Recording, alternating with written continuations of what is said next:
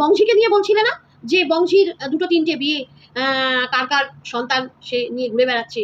তো তুমি তো 12 বছর ধরে সংসার করেছো, নিজের হাতে সংসারটাকে চালিয়েছো। তো তুমি কেন তোমার বরের ভালোবাসার জায়গা হয়ে উঠতে পারলে না? কেন সেই 12 বছরের সংসার জীবন ছেড়ে তোমাকে বেরিয়ে আসতে হলো? তুমি তো পরকীয়ারত নও, তোমার দুটো তিনটে আগে শুনেছিলাম একটা বিয়ে হয়েছে, কিন্তু তুমি তো যদি সত্যি ওর মতো না হও তাহলে তোমাকে কেন বেরিয়ে আসতে হলো? তো চলো বন্ধুরা, কেমন আছো সবাই? আশা করি অনেক অনেক ভালো আছো। বং কলকাতা ছোট্ট ব্লগে তোমাদের সবাইকে স্বাগত জানিয়ে আজকে আমি আমার এই দমদার ভিডিওটা শুরু করছি। আজকে যাকে দেবো তো একটু তার হাড়ে হাড়ে মজায় মজায় গিয়ে তার লাগবে কিছু কথা অবশ্যই বলবো।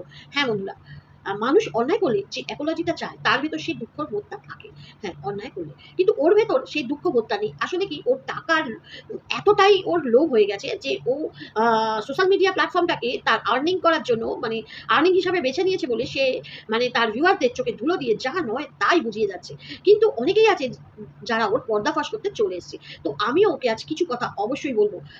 সেই জন্য আমিও কিন্তু এই কন্ট্রোভার্সিতে চলে আসলাম তোমাদের মাঝে আর তোমাদের সাথে।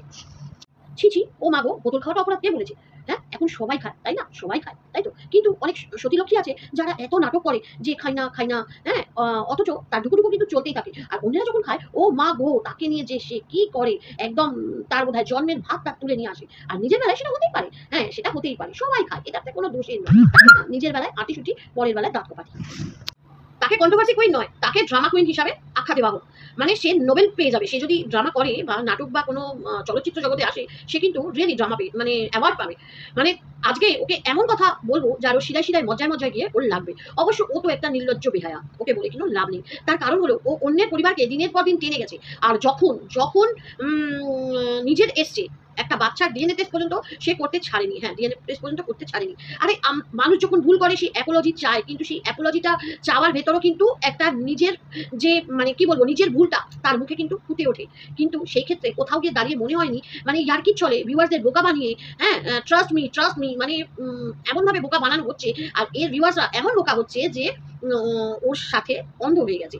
ও যা করছে সেটাকে ঠিক মনে করছে, কিন্তু এখন ওর ভিউয়ার্সরা যেটা দেখছে যে লাল জলের আড্ডা, রাত্রিবেলা নাইট পার্টি, এমনকি হুড়ু হুড়ু জায়গায় যাওয়া, সেখানে ডুকুডুকু করা, সবকিছুই আছে। কিন্তু ও বললো যে ও নাকি কোনোদিন ছোঁয়নি, ওর ফার্স্ট টাইম। কিন্তু না, ওর ফার্স্ট টাইম যদি হতো, ওর পোশাক আশাক, ওর কথা বলার স্টাইল, ওর ড্যান্সের সব মুহূর্ত, এগুলো কিন্তু একরকম অন্যরকম টাইপের লাগে একদম।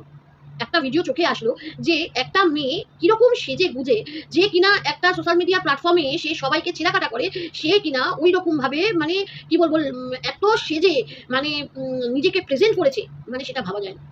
এসব ওইসব জায়গায় কি করতে ওই রকম ভাবে সাজতে যায় মেয়েরা, সেটা আমরাও পাটিসাটি করতে যাই, কিন্তু এত লাউড মেকআপ দিয়ে নয়। হ্যাঁ, আমরাও প্রচুর জায়গায় ঘুরি, কিন্তু এরকম লাউড মেকআপ করে বা এরকম ভাবে অশালীন ভাবে মানে যাওয়া, যাকে দেখলেই মনে হয় একদম সি টাইপের, তো এটা কিন্তু সত্যি আগে আমরা কেউই বুঝিনি। দেখো, ভুল আমিও করেছি, তোমরাও করেছো, অনেকেই হয়তো করেছে, কিন্তু সেই ভুলটাকে বারংবার যদি সেই ভুল হয় এবং সেটা যদি লুকিয়ে যাওয়া হয়, ভিউয়ারদের কাছে লুকিয়ে যাওয়া হয় এবং পরে এসে ক্ষমা চাওয়া হয়, সেটা কিন্তু একটা অন্য টাইপের ভুল। আর যে সত্যি ভুল করেছে সে যদি এসে সত্যিকারের অ্যাপোলজি চায় যে আমার এটা ভুল হয়ে গেছে, সেটা কিন্তু ক্ষমার যোগ্য। কিন্তু সুয়ের কিন্তু ক্ষমার যোগ্য নয়। এই ভুলটা ও বারংবার করে গেছে, বারংবার করে গেছে, এবং সজ্ঞানে করেছে, সজ্ঞানে।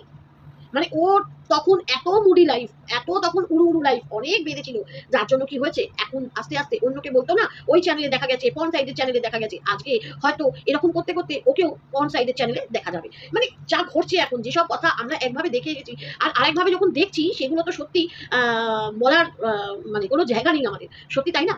আর কারোর কথা এখানে বলা হচ্ছে যে সে নাকি কাউকে দেখে না, অথচ প্রত্যেক মানে কন্ট্রোভার্সি ক্রিয়েটারদের সে কিন্তু ভিডিও দেখে। এদিকে বলছে আমি সব আনসাবস্ক্রাইব করে দিয়েছি, কারোর ভিডিও যাতে আমার আসে না হোম পেজে, অথচ সবার ভিডিও কিন্তু ও দেখে বেড়ায়। হ্যাঁ বন্ধুরা, ও সবার ভিডিও দেখে বেড়ায়, তো এটাই হচ্ছে ওর কাজ। তো যাই হোক, ও যে ভুলটা করেছে, ও যে তার ভিউয়ারদের বোকা বানিয়ে ক্ষমা চাইতে এসেছে, ওই ক্ষমার মধ্যে আমার মনে হয় না ওর সেই ভুলের যে জায়গাটা, যে আমি ভুল করেছি রিয়েলাইজ করাটা, সেটা কিন্তু ওর মধ্যে নেই। তো যাই হোক, এইটুকুই বলবো যে অন্যকে সবসময় বলাটা যতটা সহজ, নিজের জীবনকে সেইভাবে চালনা করাটা না ততটা সহজ নয়। তো একটাই কথা, যে অন্যকে বলার আগে নিজের দোষটা আগে দেখতে হয়। দেখো, আমি বারংবার কেন বলছি এই কথাটা, যে তুমি দোষ করেছো, কিন্তু দোষ করার যে অ্যাপোলজির যে মানে তোমার অ্যাটিটিউড, সেটা নয়, সেটাই বোঝাতে চেয়েছি। আর তুমি বলছিলে না যে আমি কারোর চ্যানেল দেখি না, তুমি সবার চ্যানেল দেখে বলাও। বুঝেছো? তোমার সবার চ্যানেল দেখে বেড়াও, আর তুমি এই করতেই হয়তো ধরা পড়ে গেছো দিনের পর দিন এরকম নোংরামি করে, গালের মধ্যে চড়াও মেকআপ করে তুমি পার্টি শার্টি করতে। আর মানে তুমি যে হ্যাবিচুয়েট পার্টি করাতে, এটা দেখলে বোঝা যায়। তোমাকে এই সব জায়গায় দেখলে বোঝা যায় যে তুমি পার্টিতে হ্যাবিচুয়েট, মানে তুমি করতে জানো, বুঝেছো না? তো একবার মদ খেয়েছি এটা কিন্তু বলো না, বলো আমি বারংবার খেয়েছি, আমি হ্যাবিচুয়েট।